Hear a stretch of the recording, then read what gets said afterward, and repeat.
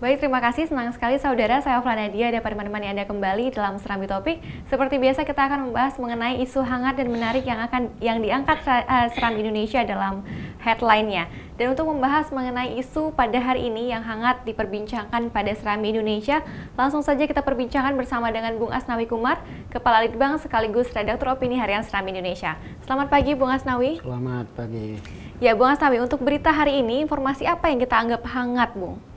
Iya Nana, dari berbagai informasi, dari berbagai laporan yang kita terima sepanjang Selasa kemarin hingga tadi malam, kita masih menurunkan soal bencana gempa 6,5 skala Richter yang terjadi pada 7 Desember lalu di Pijay ya, dan sekitarnya.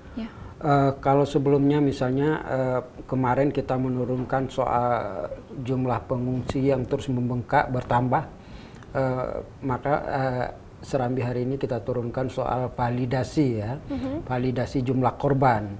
Tidak hanya jumlah korban manusia tapi juga jumlah bangunan yang rusak seperti rumah misalnya.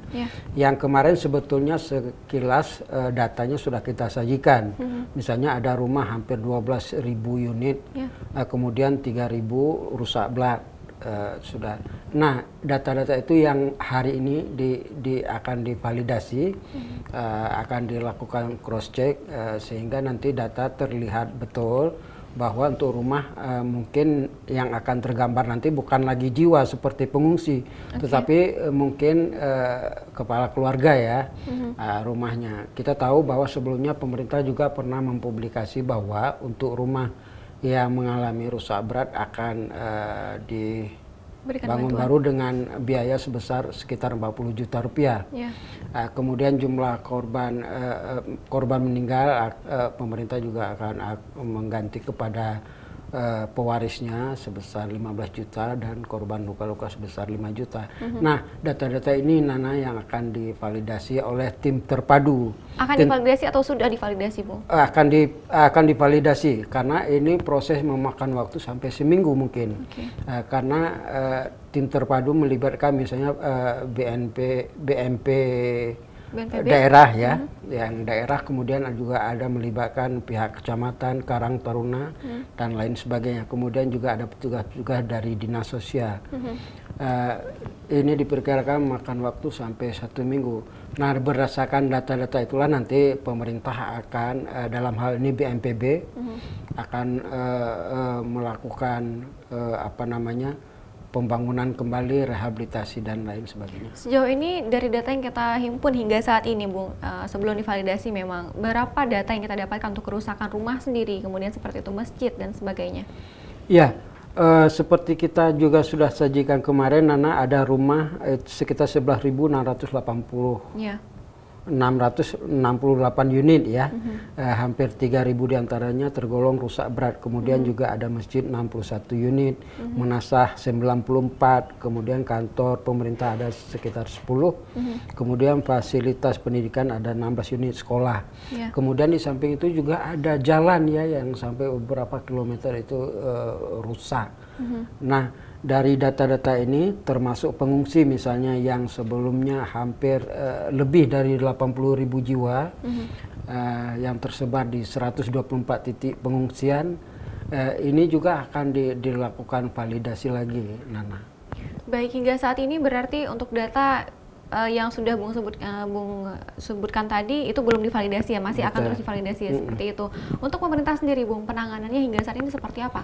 Ya, kita melihat bahwa pemerintah begitu konsen ya melibatkan beberapa kementerian dalam hal ini. Kita tahu misalnya soal bantuan dalam masa darurat, tanggap darurat. Itu di pihak BUMN aja ada bantuan sekitar 6 miliar lebih. Kemudian juga dari berbagai pemerintah provinsi, kota di Indonesia ada beberapa seperti Surabaya, Padang malah kemarin mengirimkan sekitar 1 ton misalnya rendang. Di samping itu kita melihat juga ada simpati dan empati dari beberapa pemerintah di luar negeri, seperti kita tahu ada Vladimir Putin, Presiden Rusia juga menyatakan prihatin. Kemudian ada Perdana Menteri India Narendra Modi, kemudian juga Cina kemarin juga sudah menyatakan akan mengalokasikan bantuan sebesar 1 juta US dollar. Nah, ini tentunya akan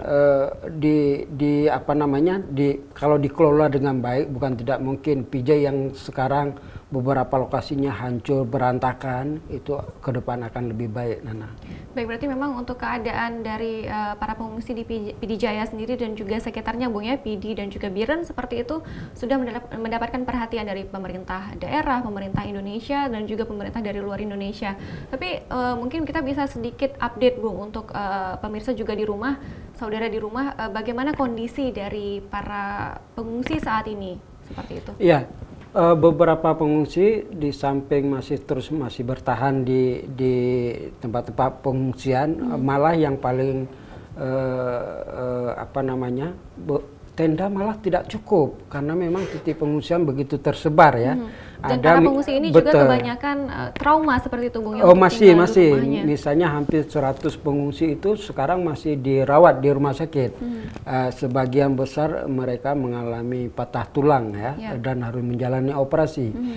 Nah, terkait kembali ke soal validasi data tadi, data korban itu ada pihak, kita berharap sangat kepada masyarakat, terutama para korban yang memberikan data yang betul-betul valid, yang nantinya bisa dimanfaatkan oleh pemerintah, sehingga bantuan yang nanti termasuk misalnya pembangunan kembali rumah mereka benar-benar diterima oleh orang-orang yang memang berhak menerimanya, Nana. Dan Serambi Indonesia juga sendiri sudah mencantumkan untuk kemana mungkin dana dari para pembaca Serambi Indonesia yang ingin menyalurkan bantuannya seperti itu, Bung ya. Dan kita juga mendoakan semoga keluarga, saudara-saudara kita yang ada di PD Jaya diberikan ketabahan untuk menghadapi cobaan ini. Adakah informasi lain, Bung, yang kita anggap penting untuk hari ini? Iya, Nana, kita juga di Serambi edisi hari ini menurunkan misalnya pihak Dinas Peternakan menyiapkan sekitar 103 ekor ternak sapi untuk dipamerkan. Kita tahu bahwa tahun depan 2017 ada Pekan Nasional Kontak Tani Nelayan Andalan di Aceh. Itu satu peristiwa besar di dunia pertanian, dan pihak Dinas Peternakan Aceh sudah menyiapkan sapi-sapi pilihan yang nantinya akan dipamerkan di pameran yang akan diikuti oleh para petani dan nelayan se-Indonesia, betul, di Banda Aceh, tepatnya nanti dilaksanakan di Stadion Long Raya. Baik, berarti memang kita harapkan pemerintah Aceh bisa segera siap, bisa saat ini sedang persiapan dan siap untuk menghadapi Pekan Nasional itu, Bung ya, karena ini adalah level nasional, Bung. Betul. Kemudian ciri khas kita, jangan lupa kita juga mengajak pembaca kita untuk terus menikmati berita-berita politik, terutama terkait pilkada yang disajikan oleh Serambi Indonesia di halaman Serambi Politik, Nana. Baik. Menarik sekali, memang pada hari ini kita mengangkat tadi mengenai para korban gempa di PD Jaya, juga kemudian mengenai persiapan Aceh untuk menghadapi Pekan Ternak tadi ya, Bung ya? Betul. Di tahun 2017, dan juga mengingatkan kembali bahwa menuju Pilkada 2017 akan sangat menarik sekali, mengingat memang Aceh harus Pilkada damai seperti itu, Bung ya? Terima kasih, Bung, untuk waktunya hari ini. Dan saudara, demikian perbincangan kita dalam Serambi Topik, kembali ke studio.